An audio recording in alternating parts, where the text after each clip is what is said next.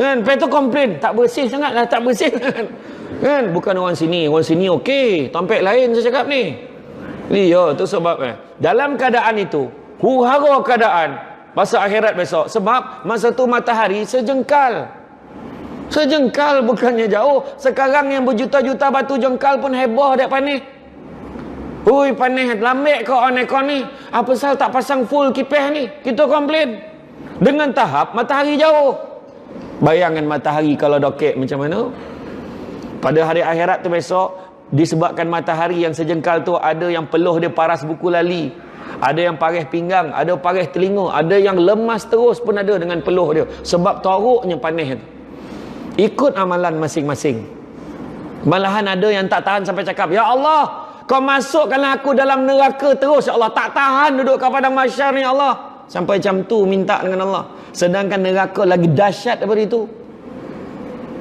Minta masuk neraka terus. Neraka punya dahsyat dia boleh minta sebab dah tak tahan di padang mahsyar. Sedangkan neraka yang kita tahu percikan dia saja. Percikan api neraka 70 kali ganda daripada himpunan api yang paling panas seluruh dunia kalau kita himpunkan. Itu sebab ada yang ambil gambar kan, video masuk dalam WhatsApp macam mana lava gunung berapi yang meletus di Sulawesi baru-baru ni. Dia share agak macam ni lah neraka. Tak macam tu dah, lagi dahsyat pada tu. Dah disabut dah macam tu keadaan. Dipanih, dibakarkan api neraka tu, dipanihkan daripada putih menjadi hitam selama 1000 tahun. Kemudian dipanihkan 1000 tahun lagi sampai jadi merah. Bayangan ditutup neraka ni. Kalau terbuka satu lubang, walaupun sebesar lubang jarum, hancur dunia ni. Macam tu neraka. Masa itulah minta tolong. Nampak Nabi Adam, wahai Nabi Adam, bantu aku wahai Nabi Adam.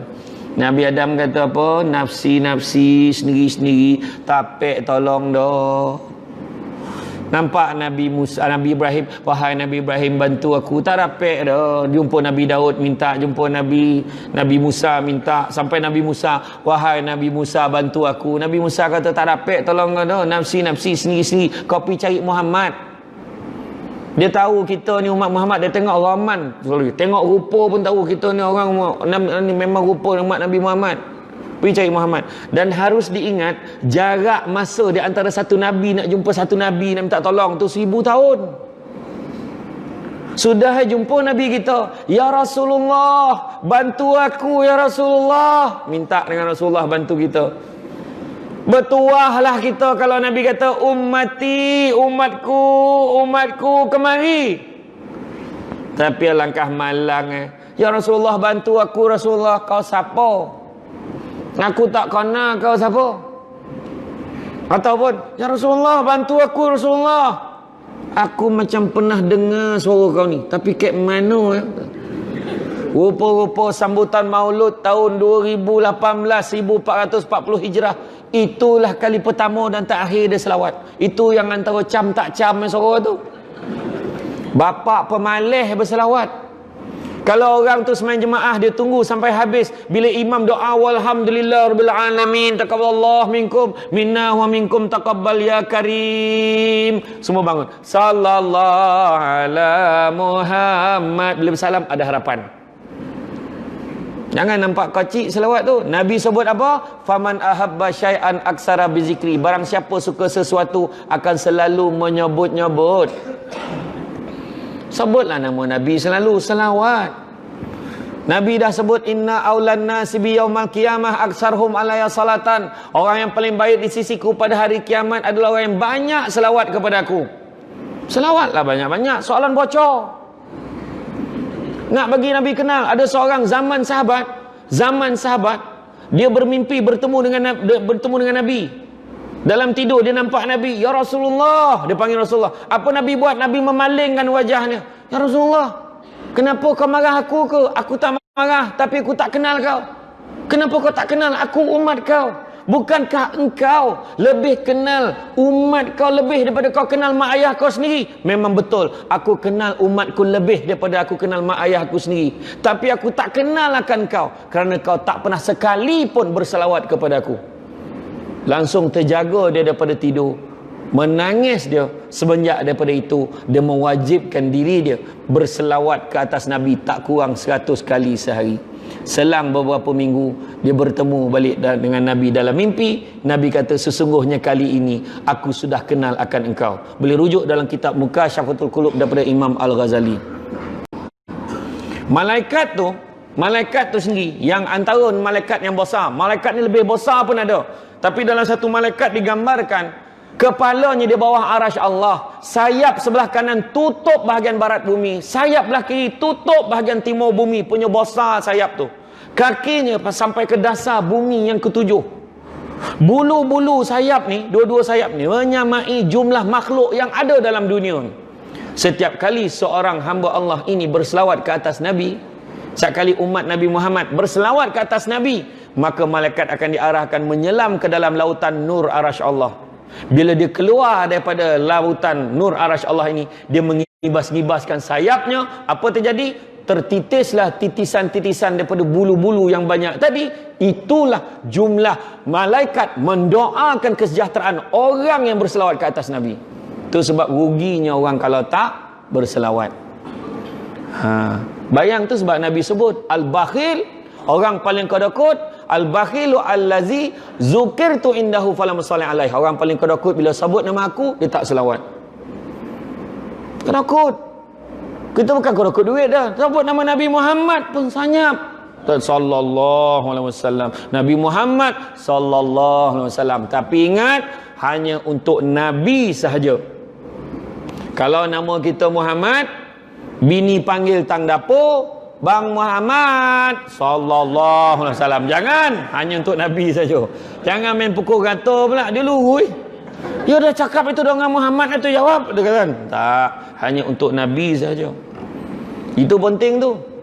Kan, selawat ke atas Nabi. Tak kisahlah apa salawat. Ya Nabi salam alaika, ya Rasul salamun alaik. Tak kisah. Ya Nabi salamun alaik. Tak kisahlah macam mana pun mana. Tapi ingat kita sebut nama Nabi banyak-banyak, insya-Allah mudah-mudahan Nabi kenal kita akhirat besok. Yang kedua ke? Tak kisahlah yang keberapa, dah hilang kira dah. Seterusnya kita ingat Nabi juga pesan dekat kita. Sebab malam ni kita tak boleh lama pun dah, sebab makanannya sadap. Kan, saya kena fahamkan tadi, makanan dah siap dah Ustaz. Jadi makruh camah lelama. Tak adalah.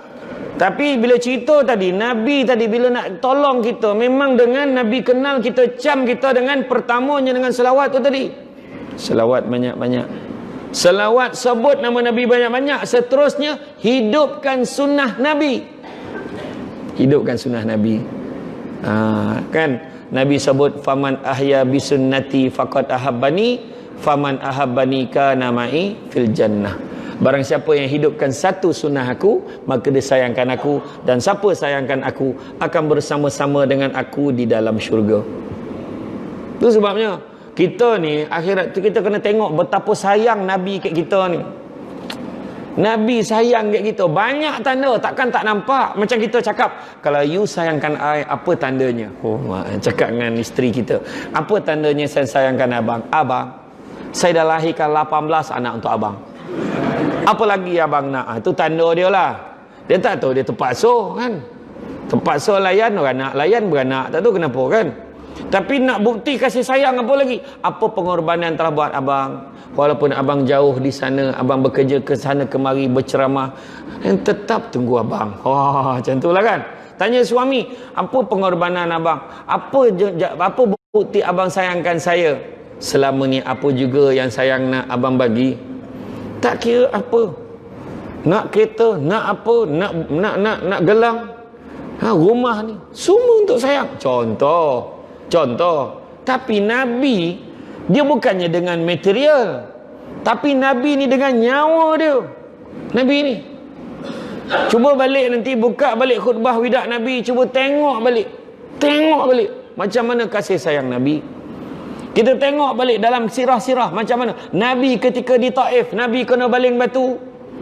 Nabi kena baling macam-macam. Penduduk Taif satu pintu Nabi kotok nak sebar dakwah, tapi Nabi dibaling dengan apa? Dengan balingan batu, bono-bono, macam-macam objek berdarah-darah. Nabi dengan Zaid bin Harithah. Kalau ikut riwayat tu, memang kalau kasut Nabi tu, kalau tonggengan memang terbaik, mencurah darah keluar. Kemudian malaikat kata apa? Wahai Muhammad, kau nak tak aku timpakan penduduk Taif dengan gunung ganang biar dia mati, wahai Muhammad? Nabi kata apa? Jangan. Barangkali mereka tidak beriman kepada Allah dan kepada aku, tapi mungkin anak cucu keturunan mereka akan beriman kepada Allah dan kepada aku. Rupanya betul. Hari ni kalau kita pergi Taif, 100% Islam hari ni. Kalau Nabi setuju dengan cadangan malaikat itu, padam, habis, tak ada bangsa Taif dah.